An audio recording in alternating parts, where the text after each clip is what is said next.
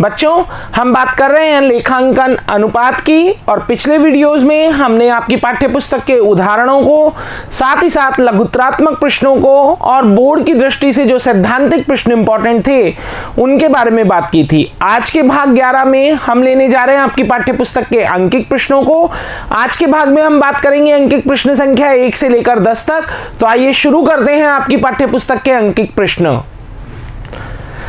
निम्नलिखित तुलन पत्र 31 मार्च 2017 पर राज ऑयल लिमिटेड का है। आपको राज ऑयल लिमिटेड की बैलेंस शीट दी गई है जिसमें समता तथा देयताओं में अंशधारक निधि अंश पूंजी दी गई है 7,90,000, आरक्षित एवं अधिशेष दिए गए हैं 35,000, चालू दायित्व के रूप में आपको 72,000 रुपए दिए गए हैं जिसमें कि ट्रेड पेबल यानी कि व्यापारिक देय दिए गए हैं। परिसंपत्तियों में गैर चालू परिसंपत्तियां 7,53,000 है और उसमें मूर्त संपत्तियां दी गई हैं। चालू परिसंपत्तियों में स्टॉक यानी कि इन्वेंट्री और व्यापारिक प्राप्य, ट्रेड रिसीवेबल और रोकड़ एवं रोकड़ तुल्यांक यानी कि कैश एंड कैश इक्विवेलेंट दिया गया है। और आपसे पूछा गया है प्रश्न में चालू अनुपात। तो यहां अगर चालू अनुपात की हम बात करें तो इसका फॉर्मूला होता है current assets upon current liabilities. जैसा कि हम प्रश्न में देख रहे हैं कि हमारे पास करंट लायबिलिटी के रूप में केवल ट्रेड पेबल है, लेकिन अगर चालू संपत्तियों की हम बात करें तो हमारे पास 3 चालू परिसंपत्तियां हैं जिसमें इन्वेंट्री दी गई है, साथ ही साथ ट्रेड पेबल दिया गया है और कैश एंड कैश इक्विवेलेंट दिया गया है। तो करंट असेट्स को ज्ञात करने के लिए पहले फॉर्मूला हम बनाते हैं। इन्वेंट्री की जो राशि है वो दी गई है आपको 55,800 रुपए।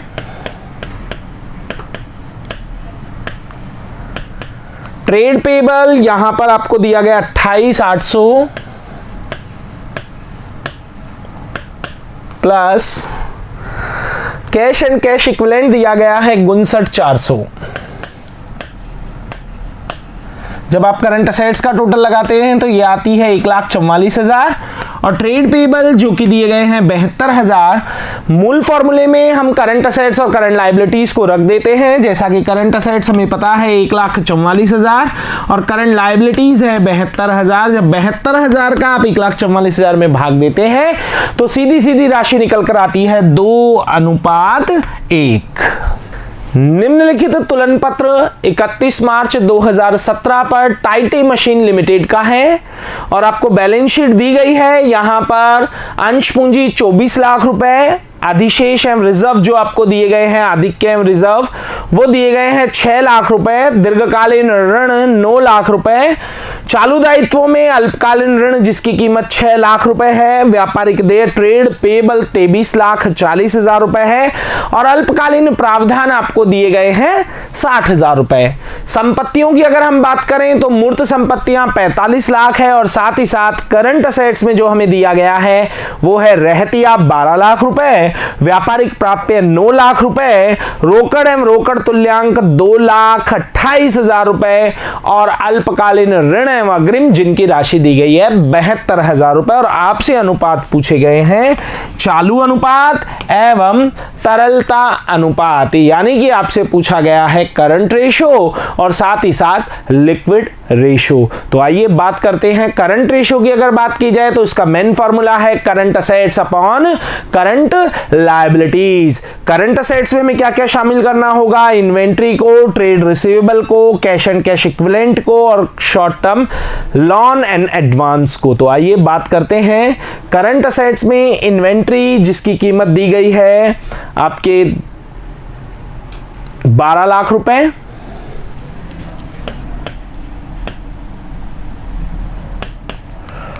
Trade receivable 9 lakh,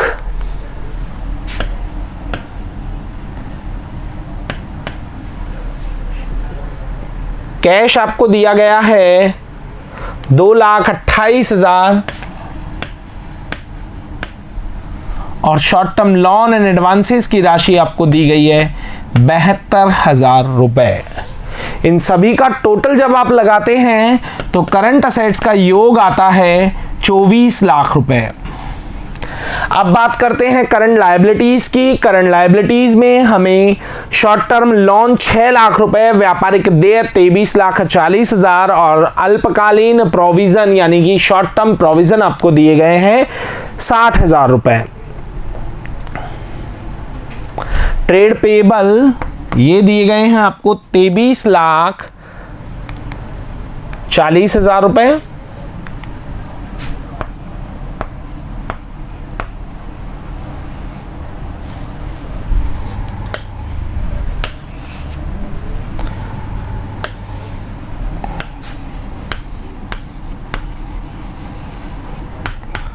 short term borrowing 6 lakh और शॉर्ट टर्म प्रोविजन 60,000। जब आप इनका योग लगाते हैं तो ये योग आता है 30 लाख रुपए, यानी चालू संपत्तियां 24 लाख और चालू दायित्व जो हैं वो हैं 30 लाख। और जब आप इस अनुपात को निकालते हैं तो इस अनुपात की कीमत आती है 0.8:1, यानी कि यहाँ पर संस्था के चालू दायित्व ज़्यादा हैं और चालू संपत्तियाँ कम है। 1 रुपए के चालू दायित्व को चुकाने के लिए संस्था के पास मात्र 80 पैसे ही चालू संपत्ति के रूप में है। तो यहां पर अल्पकालीन शोधन क्षमता बहुत ही दयनीय स्थिति में है। दूसरा रेशो इन्होंने पूछा है लिक्विड रेशो। लिक्विड रेशो का फॉर्मूला होता है क्विक असेट्स कह दीजिए या लिक्विड असेट्स कह दीजिए अपॉन करंट लायबिलिटी। अगर मैं बात करूं स्टूडेंट्स करंट लायबिलिटीज तो हमने कैलकुलेट की है जिसकी कीमत है 30 लाख रुपए, लेकिन लिक्विड असेट्स के लिए मैं आपको बताना चाहूंगा सभी करंट असेट्स लिक्विड असेट्स होती हैं, लेकिन स्टॉक और प्रीपेड एक्सपेंसेस को लिक्विड असेट्स में शामिल नहीं किया जाता। तो यहां पर trade receivable, cash and cash equivalent और साथ ही साथ short term loan and advance को हम शामिल कर लेंगे लिक्विड असेट्स में 9 लाख, 2,28,000 और 72,000। ट्रेड रिसीवेबल 9 लाख, 2,28,000 और साथ ही साथ 72,000। तो आपकी लिक्विड असेट्स की कीमत आती है 12 लाख रुपए। 12 लाख की क्विक असेट्स या लिक्विड असेट्स है और 30 लाख की करंट लायबिलिटीज हैं। जब आप इन्हें हल करते हैं तो आपका लिक्विड रेशो आता है 0.40:1। तो इसकी भी आदर्श माप पर ये खरा नहीं उतर रहा है। तो अल्पकालीन शोधन क्षमता की अगर बात की जाए तो संस्था की अल्पकालीन शोधन क्षमता खराब है, इसमें कोई शंका नहीं है।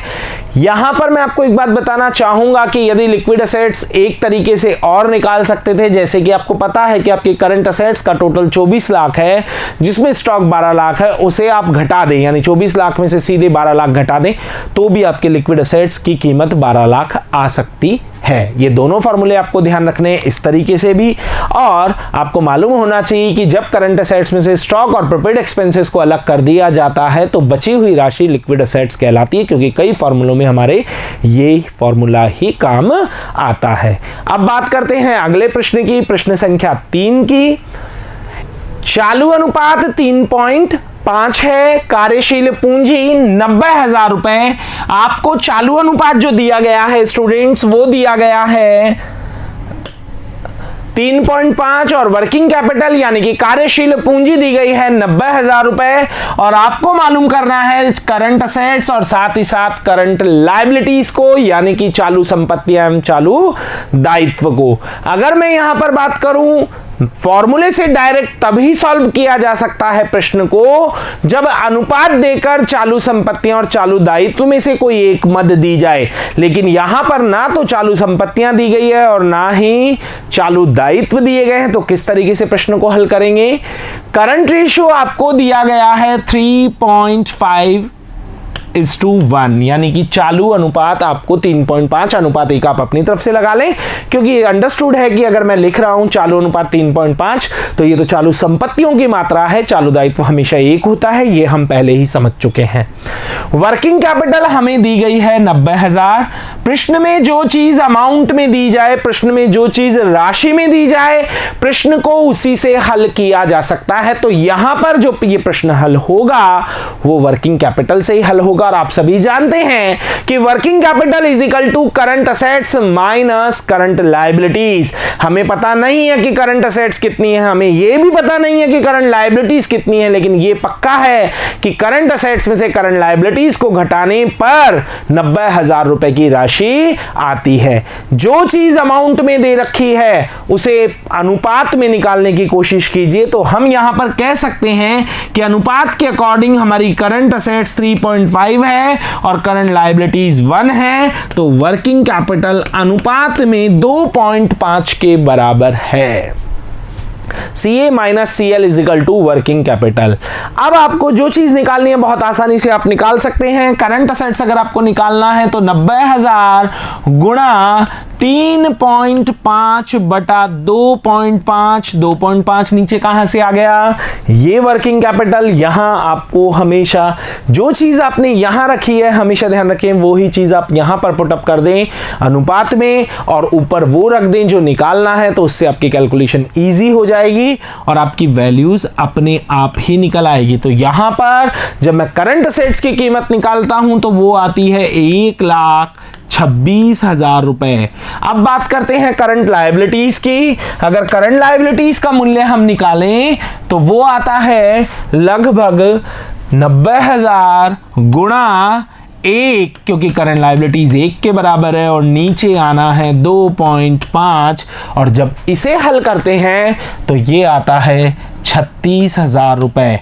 आप इस प्रश्न को क्रॉस वेरीफाई कर सकते हैं। आपने चालू संपत्तियों की कीमत निकाली है 1,26,000 और साथ ही साथ चालू दायित्वों की कीमत आपने निकाली है 36,000 रुपए, और जैसा कि प्रश्न में जो सूचना दे रखी है उसे क्रॉस टैली करें। आपको दी गई है कार्यशील पूंजी जिसकी कीमत दी गई है 90,000, और कार्यशील पूंजी आप सभी जानते हैं जब करंट असेट्स में से करंट लायबिलिटीज घटाई जाती है तो कार्यशील पूंजी आती है।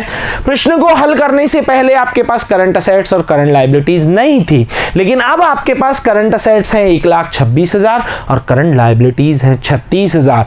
प्रश्न में दी गई बात इस उत्तर से वेरीफाई होना जरूरी है, यानी जब मैं अपनी करंट असेट्स में से करंट लायबिलिटीज घटाऊं तो वर्किंग कैपिटल का वही मूल्य आना चाहिए जो प्रश्न में दिया गया है। तो जब मैं 1,26,000 में से क्रॉस वेरीफाई करने के लिए जरूरी नहीं है कि आप क्रॉस वेरीफाई करें, लेकिन आप अपने उत्तर की जांच वहां पर कर सकते हैं। 1,26,000 में से जब मैं 36,000 रुपए लेस करता हूं तो वर्किंग कैपिटल की कीमत आती है 90,000 रुपए। इस तरीके से आप अपने प्रश्न को चेक कर सकते हैं। अब चलते हैं अगले प्रश्न की ओर। प्रश्न संख्या 4।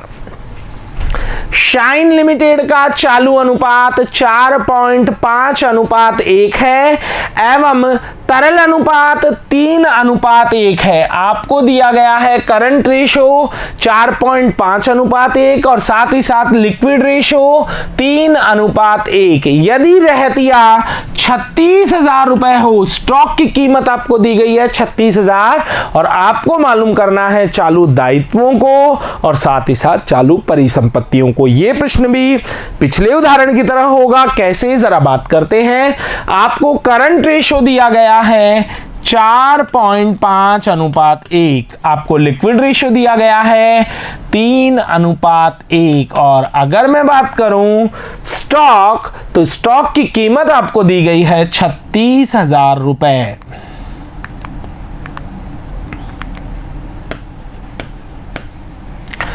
जो चीज राशि में दी जाए प्रश्न को उसी से हल करना है, प्रश्न उसी से हल होगा। तो यहां पर स्टॉक हमें 36,000 रुपए दिया गया, तो स्टॉक को अनुपात में अगर निकालें तो आप सभी जानते हैं कि जब चालू संपत्तियों में से तरल संपत्तियों यानी लिक्विड एसेट्स को घटाया जाता है तो स्टॉक आता है। यहां पर चालू परिसंपत्तियां 4.5 के बराबर है अनुपात में और तरल संपत्तियां 3 के बराबर है अनुपात में। इसका मतलब स्टॉक को अगर अनुपात में प्रदर्शित किया जाए तो वो यहां पर 1.5 होगा। तो आप कह सकते हैं कि स्टॉक बराबर current assets minus liquid assets यानी 4.5 माइनस 3, तो स्टॉक अनुपात में आता है 1.5। अब आप करंट असेट्स किस तरीके से निकालेंगे?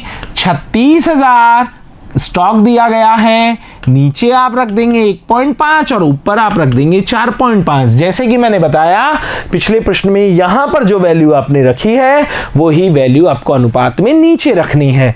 जब आप इसे हल करते हैं तो आपकी कीमत आती है करंट असेट्स की 1,08,000 रुपए। इसी तरीके से करंट लायबिलिटीज की कीमत जब हम निकालते हैं तो 36,000 गुणा,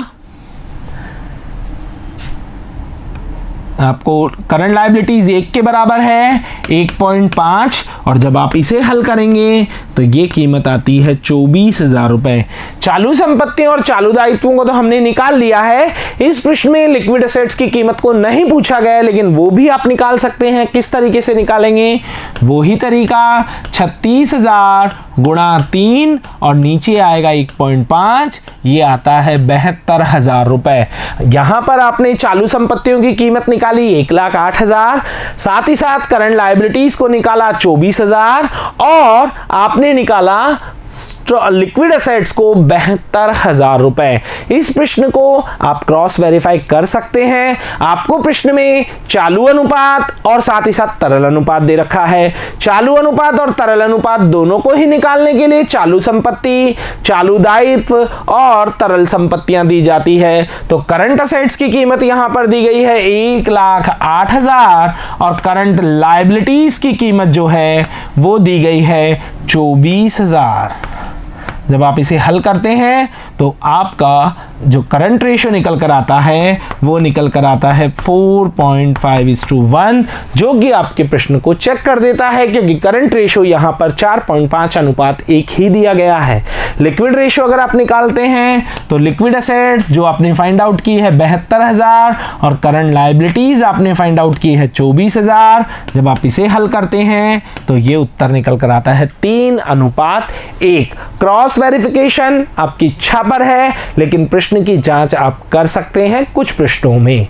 अब बात करते हैं अगले प्रश्न की, प्रश्न संख्या 5।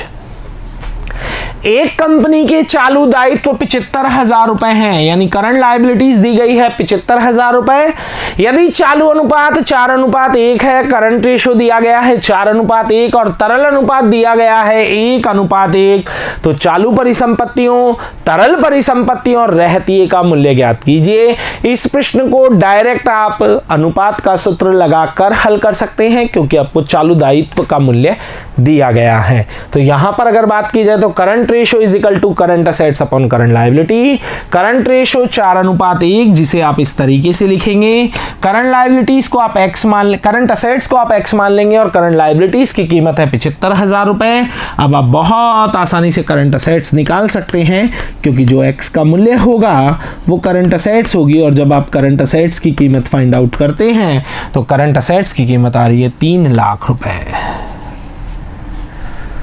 आगे अगर बात करें तो आप जरा गौर कीजिएगा, आपको लिक्विड रेशियो दिया गया है और लिक्विड रेशियो का फॉर्मूला होता है liquid assets upon current liabilities. तो इस फॉर्मूले की सहायता से आप लिक्विड एसेट्स को निकाल सकते हैं। 75,000 लिक्विड एसेट्स नहीं, करंट लायबिलिटीज दी गई है और लिक्विड एसेट्स तो आपको मालूम करनी है। हालांकि वो 75,000 ही आएगी, क्योंकि दोनों का अनुपात 1:1 है, लेकिन फिर भी उसे गणितीय रूप से आप कैसे प्रदर्शित करेंगे?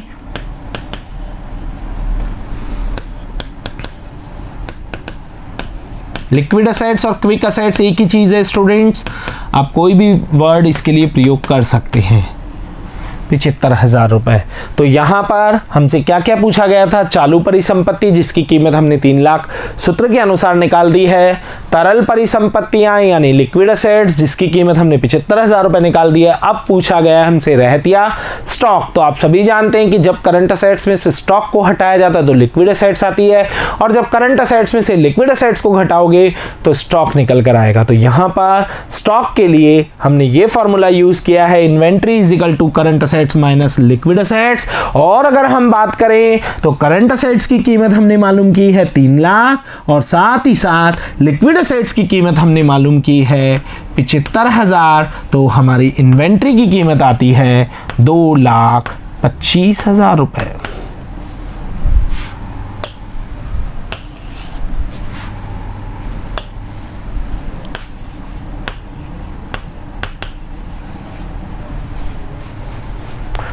अगले प्रश्न की बात करते हैं। प्रश्न संख्या 6, हांडा लिमिटेड का रहतिया 20,000 रुपए है, कुल तरल परिसंपत्तियां 1 लाख रुपए है। लिक्विड असेट्स आपको दी गई है 1 लाख रुपए और स्टॉक दिया गया है 20,000 रुपए। दोनों को जोड़ दोगे तो करंट असेट्स आ जाएगी 1,20,000 रुपए और तरल अनुपात दिया है 2:1 और आपसे पूछा गया है चालू अनुपात यानी करंट रेशो। आप सभी जानते हैं करंट रेशो का फॉर्मूला है current assets upon current liabilities. ना तो हमारे पास करंट लायबिलिटीज है लेकिन करंट असेट्स तो बहुत आसानी से निकल जाएगी, क्योंकि जब 1 लाख और 20,000 को जोड़ेंगे, लिक्विड असेट्स और स्टॉक को जोड़ देंगे तो करंट असेट्स निकल कर आ जाएगी। लेकिन अगर करंट लायबिलिटीज की बात करें तो वो किसकी सहायता से निकाला जाएगा? वो निकाला जाएगा लिक्विड रेशो की सहायता से। तो आइए बात करते हैं। मेन फॉर्मूला लिखकर आप छोड़ दीजिए। लिक्विड रेशो के फॉर्मूले को यूज कर पहले हमें करंट लायबिलिटीज को फाइंड आउट कर लेना चाहिए। तो हमें लिक्विड रेशो की जो वैल्यू दी गई है वो दी गई है 2:1, तो 2/1 लिक्विड असेट्स 1 लाख हमें प्रश्न में दी गई है। x मानते हुए इसे हल कर लेंगे। 2x = 1 लाख, तो x मतलब क्या? Current liabilities.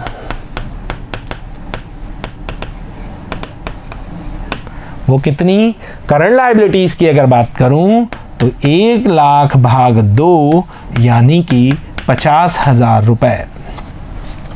साथ ही साथ करंट असेट्स प्रश्न में दी गई नहीं है, वो निकालनी होगी किस तरीके से? लिक्विड असेट्स और स्टॉक को जोड़कर, तो वो भी आप जोड़ दीजिए। क्विक असेट्स आपको दी गई है 1 लाख और इन्वेंट्री प्रश्न में दिया गया है 20,000। जब आप इन्हें हल करते हैं तो ये आता है 1,20,000। अब इसे मेन फॉर्मूले में लिख दीजिए, करंट असेट्स 1,20,000, साथ ही साथ करंट लायबिलिटीज जो आपने फाइंड आउट की है 50,000। तो इसको हल करने पर इस अनुपात का उत्तर आता है 2.4:1। अब बढ़ते हैं अगले प्रश्न की ओर। प्रश्न संख्या 7, निम्नलिखित जानकारी से ऋण समता अनुपात परिकलित कीजिए। आपको निकालना है डेब्ट इक्विटी रेशो, और डेब्ट इक्विटी रेशो का जो फॉर्मूला है वो है लॉन्ग टर्म डेब्ट अपॉन, आपको दिया जाता है नीचे शेयर होल्डर फंड, क्योंकि ऋण और समता तो आपको ऊपर तो रखना है लॉन्ग टर्म डेब्ट को यानी कि नॉन करंट लायबिलिटीज को, और साथ ही साथ नीचे रखना है अंशधारक निधि को यानी शेयर होल्डर फंड को। प्रश्न की सूचनाओं को थोड़ा सा घुमाया गया है। कुल परिसंपत्तियां दे रखी है 15 लाख, चालू दायित्व दे रखे हैं 6 लाख, कुल ऋण का मतलब होता है टोटल आउटसाइड लायबिलिटीज, जिसमें अल्पकालीन अवधि की यानी कम अवधि की और दीर्घकालीन अवधि की दोनों शामिल हैं 12 लाख रुपए। शेयर होल्डर फंड कैसे निकालेंगे और साथ ही साथ टोटल लॉन्ग टर्म डेब्ट कैसे निकालेंगे, बात करते हैं। डेब्ट इक्विटी रेशियो = लॉन्ग टर्म डेब्ट अपॉन शेयर होल्डर फंड, आप सभी वाकिफ हैं। शेयर होल्डर फंड किस तरीके से निकाला जाएगा तो आप सभी जानते हैं कि लायबिलिटी साइड में 3 मेन हेडिंग होती हैं, share holder fund, non current liability और करंट लायबिलिटी। यहाँ करंट लायबिलिटी 6 लाख दी हुई है और टोटल जो लॉन्ग टर्म मतलब टोटल जो लोन है, टोटल जो डेब्ट है वो 12 लाख है, जिसमें लॉन्ग टर्म और शॉर्ट टर्म दोनों तरीके के ऋण शामिल है। इसका मतलब करंट लायबिलिटीज 12 लाख में शामिल है, तो इसका मतलब लॉन्ग टर्म जो लोन है वो 6 लाख है, करंट लायबिलिटी भी कितनी है 6 लाख है। जबकि आपको संपत्तियों का योग नजर आ रहा होगा 15 लाख, और जब संपत्तियों का योग 15 लाख है तो दायित्वों का योग भी तो 15 लाख होना चाहिए। तो जो 3 लाख बचा है वो शेयर होल्डर फंड है। अब इसे कैसे प्रेजेंट करेंगे वहां बात करते हैं। Share holder fund total assets जो हैं वो कितनी हैं 15 लाख और इसमें से डेब्ट कितने हैं 12 लाख। वैसे भी आप देख सकते हैं कुल संपत्तियां ये बताती हैं कि उसमें स्वामी और बाहरी लोगों ने पैसा मिलकर लगाया है। 15 लाख रुपए की कुल संपत्तियां हैं जिसमें बाहरी पैसा 12 लाख रुपए है, तो 3 लाख रुपए स्वामियों का पैसा है। इस तरीके से भी इसे हल किया जा सकता है। साथ ही साथ अगर बात करें हमें निकालने लॉन्ग टर्म डेब्ट, तो हमें टोटल डेब्ट दिए गए हैं 12 लाख और करंट लायबिलिटीज जो दी गई हैं प्रश्न में वो दी गई हैं 6 लाख। तो लॉन्ग टर्म डेब्ट कितने होंगे 6 लाख। आइए मेन फॉर्मूले में वैल्यू रख देते हैं। लॉन्ग टर्म डेब्ट 6 लाख और share holder fund 12 lakh, share holder fund 3 lakh. Share holder fund जब 3 लाख रुपए आप रखते हैं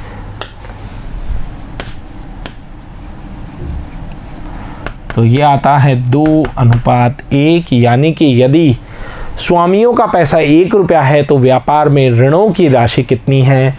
2 रुपया है। प्रश्न संख्या 8 की बात अब करते हैं। प्रश्न संख्या 8 है, चालू अनुपात परिकलित करें। ये आपको निकालना है करंट रेशो। यदि रहतिया 6 लाख रुपए हो, स्टॉक 6 लाख हो, तरल परिसंपत्तियां कितनी हो? 24 लाख रुपए हो, और तरल अनुपात 2:1 हो, यानी लिक्विड रेशो आपको दिया गया हो 2:1। तो यहां अगर बात की जाए तो चालू अनुपात परिकलित करना है। यदि रहतिया 6 लाख हो, तरल परिसंपत्तियां लिक्विड एसेट्स 24 लाख हो, और तरल अनुपात दिया है 2:1। तो अगर मैं बात करूं, करंट एसेट्स बहुत आसानी से निकाल ली जाएगी। जब लिक्विड एसेट्स और स्टॉक को आप जोड़ लेंगे तो करंट एसेट्स तो आ जाएंगी। लेकिन अगर मैं बात करूं करंट लायबिलिटीज प्रश्न में नहीं है, वो किसकी सहायता से निकाली जाएगी? वो लिक्विड रेशो की सहायता से निकाली जाएगी, क्योंकि लिक्विड रेशो का जो फॉर्मूला होता है वो होता है liquid assets upon current liabilities. और प्रश्न में लिक्विड एसेट्स दी गई है और लिक्विड रेशो दिया गया है, तो उसकी सहायता से आप करंट लायबिलिटीज को फाइंड आउट कर लेंगे। तो मेन फॉर्मूले की बात करें तो current assets upon current liability. यहां पर बात करते हैं लिक्विड रेशो, जो कि दिया गया है आपको 2:1। लिक्विड एसेट्स हमें पता दे रखी है 24 लाख रुपए। करंट लायबिलिटीज हमें मालूम नहीं है।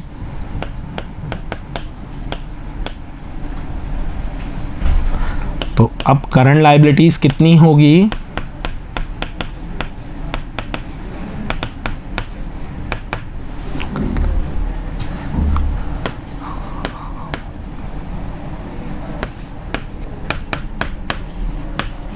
₹12 लाख रुपए।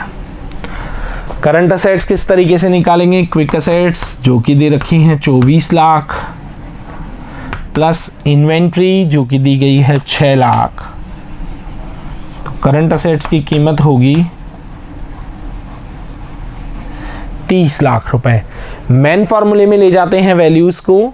तो करंट असेट्स जो आपने फाइंड आउट की है कितनी? 30 लाख, और करंट लायबिलिटीज जो आपने मालूम करी हैं 12 लाख, और जब आप इसे हल करते हैं तो आपका उत्तर आता है 2.5:1। अब बात करते हैं प्रश्न संख्या 9 की।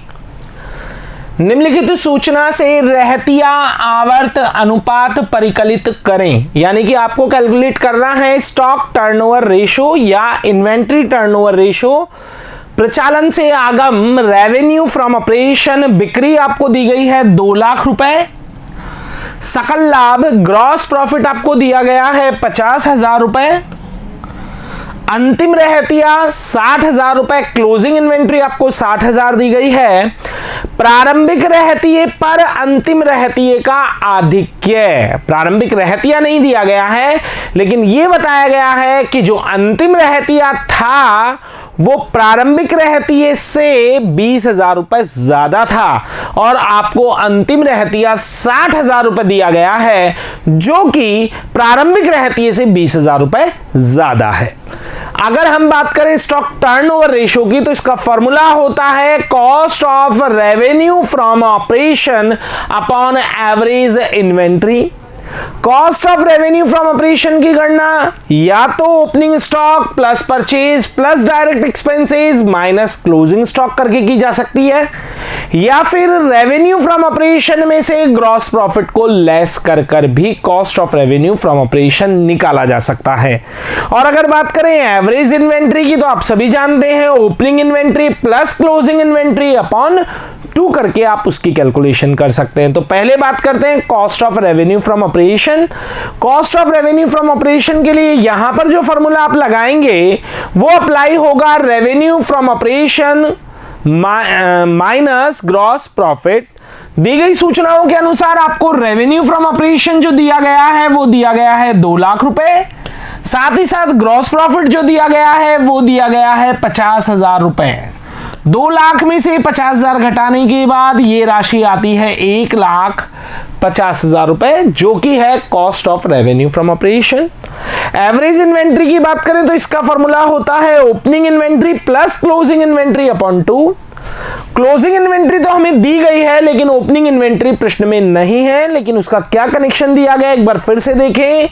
प्रारंभिक रहतिये पर अंतिम रहतिये का आधिक्य, अंतिम रहतिया ज्यादा है प्रारंभिक रहतिये से, कितना 20,000 रुपए। तो किस तरीके से निकालेंगे, ओपनिंग इन्वेंट्री क्लोजिंग इन्वेंट्री में से 20,000 लेस करके निकालेंगे। क्लोजिंग इन्वेंट्री कितनी दी गई है 60,000, ये 20,000 ज्यादा है ओपनिंग इन्वेंट्री से, तो ओपनिंग इन्वेंट्री निकालने के लिए हम 20,000 रुपए कम कर देंगे, तो ओपनिंग इन्वेंट्री की कीमत आ जाएगी 40,000 रुपए। अब अगर एवरेज इन्वेंट्री की गणना करें तो 40,000 ओपनिंग इन्वेंट्री होगी, 60,000 क्लोजिंग इन्वेंट्री होगी। दोनों को जोड़कर जब आप 2 का भाग देते हैं तो इसकी कीमत आती है 1,00,000/2 यानी कि 50,000 रुपए। आइए तो अब मेन फॉर्मूले में इन वैल्यूज को रखते हैं। मेन फॉर्मूला जो आपका है वो है cost of revenue from operation upon average inventory. Cost of revenue की गणना आपने कर ली है जो कि है 1,50,000 रुपए। साथ ही साथ एवरेज इन्वेंट्री की गणना भी आपने कर ली है जिसकी कीमत है 50,000 रुपए। तो आपका स्टॉक टर्नओवर जो होगा वो होगा 3 टाइम्स।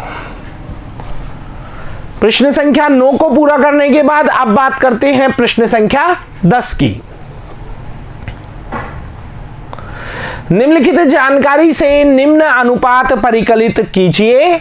चालू अनुपात यानी कि करंट रेशो, तरल अनुपात लिक्विड रेशो, प्रचालन अनुपात यानी कि ऑपरेटिंग रेशो जिसे कि कहा जाता है ऑपरेटिंग कॉस्ट रेशो, और सकल लाभ अनुपात यानी कि ग्रॉस प्रॉफिट रेशो। सूचनाएं कुछ इस प्रकार से है। चालू परिसंपत्तियां यानी कि करंट असेट्स दी गई है 35,000, चालू दायित्व करंट लायबिलिटीज दी गई है 17,500, स्टॉक 15,000, प्रचालन व्यय ऑपरेटिंग एक्सपेंसेस दिए गए हैं 20,000, प्रचालन से आगम रेवेन्यू फ्रॉम ऑपरेशन दिया गया है 60,000 और प्रचालन से आगम की लागत यानी कि cost of revenue from operation दिया गया है 30,000 रुपए। सबसे पहला अनुपात इन्होंने पूछा है चालू अनुपात करंट रेशो, जिसका फॉर्मूला होता है current assets upon current liabilities. हमारे पास करंट असेट्स और करंट लायबिलिटीज दोनों ही तैयार है, तो बात करते हैं मेन फॉर्मूले में की current ratio is equal to current assets upon current liability. Current assets की कीमत प्रश्न में दी गई है 35,000 रुपए और करंट लायबिलिटीज की कीमत प्रश्न में दी गई है 17,500। जब इसे हल करते हैं तो ये जो उत्तर आता है वो उत्तर निकल कर आता है 2:1।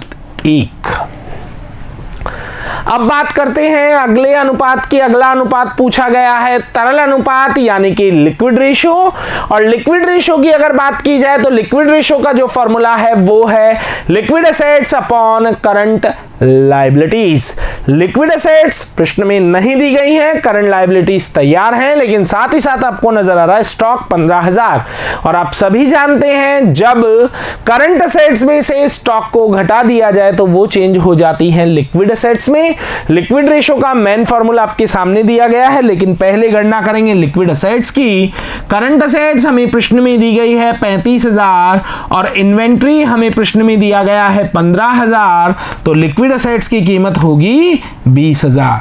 मेन फॉर्मूले में अगर वैल्यूज को रखें तो 20,000 की लिक्विड एसेट्स है और 17,500 रुपए की करंट लायबिलिटीज है।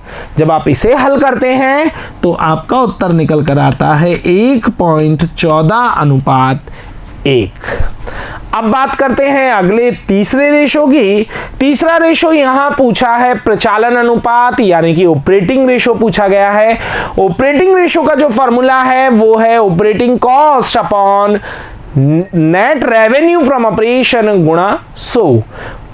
Cost of revenue from operation जो है उसमें आपको जो ऑपरेटिंग एक्सपेंसेस हैं उन्हें ऐड कर देना है, इससे निकल कर आती है ऑपरेटिंग कॉस्ट। तो अगर यहां पर मैं बात करूं तो आपको cost of revenue from operation 30,000 दे रखा है, साथ ही साथ ऑपरेटिंग एक्सपेंसेस 20,000। यदि आप 30,000 प्लस 20,000 कर देते हैं यानी cost of revenue from operation plus operating expenses, तो वो बन जाती है ऑपरेटिंग कॉस्ट। तो यहां पर सबसे पहले हम ऑपरेटिंग कॉस्ट निकालते हैं। ऑपरेटिंग कॉस्ट का फॉर्मूला है cost of revenue from operation plus operating expenses, और जब आप इसे हल करते हैं तो ये आता है 50,000 रुपए। अब मेन फॉर्मूला ऑपरेटिंग रेशो का जो है वो है operating cost upon net revenue from operation गुणा 100। तो ऑपरेटिंग कॉस्ट की अगर मैं बात करूं तो वो दिया गया है 50,000 रुपए, नेट रेवेन्यू फ्रॉम ऑपरेशन जो है 60,000 गुणा 100, और जब आप इसे हल करते हैं तो ये उत्तर प्रतिशत में निकल कर आता है 83.3%। हो सकता है किताब में एक दो जगह इंटू 100 यूज नहीं किया है तो आंसर 0.83 आ जाएगा, फिर वो परसेंटेज में नहीं होगा। लेकिन ऑपरेटिंग रेशो मुख्यतः परसेंटेज में ही निकाला जाता है, तो आप 83.3% इसे कर सकते हैं। अगला चौथा अनुपात इस प्रश्न का पूछा गया है सकल लाभ अनुपात, ग्रॉस प्रॉफिट रेशो, जिसका मेन फॉर्मूला है gross profit upon net revenue from operation into 100। Gross profit निकालने के लिए क्या करना होगा, रेवेन्यू फ्रॉम ऑपरेशन में से cost of revenue from operation को घटा दीजिए, जो अंतर की राशि होती है वो ग्रॉस प्रॉफिट होती है। तो रेवेन्यू फ्रॉम ऑपरेशन की बात अगर मैं करूं तो 60,000 रुपए है, और cost of revenue from operation की बात करूं तो वो प्रश्न में दी गई है 30,000 रुपए। तो जब हम इस कीमत को निकालते हैं तो ग्रॉस प्रॉफिट की राशि आती है 30,000 रुपए। मेन फॉर्मूले में वैल्यू को पुटअप करें, ग्रॉस प्रॉफिट 30,000 और रेवेन्यू फ्रॉम ऑपरेशन 60,000 गुणा 100, तो ग्रॉस प्रॉफिट रेशो का उत्तर निकल कर आता है 50%। इसी के साथ प्रश्न संख्या 10 भी पूरा होता है। अगले वीडियो में बात करेंगे आगे के अंकित प्रश्नों की, तब तक के लिए धन्यवाद।